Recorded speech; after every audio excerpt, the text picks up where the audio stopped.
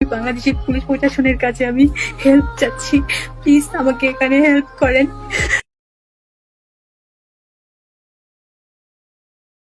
আসসালামু আলাইকুম, আমার নাম সুক্তার মরি, রংপুর বিভাগ, লালমনিরহাট জেলা, হাতীবান্ধা থানায় আমার বাড়ি।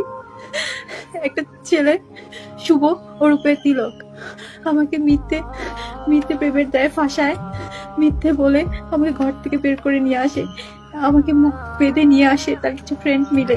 নিয়ে আসার পর আমাকে ঢাকায় বন্দি করে রাখে কিছুদিন। রাখার পর তার বাবার সাথে কথা বলে আমাকে মুখ হাত বেঁধে আমাকে ইন্ডিয়ায় পার করে দেয়। আমি বর্তমানে ইন্ডিয়াতে আছি, ইন্ডিয়া শিলিগুড়ি ঘোড়ার মোড়ে আছি।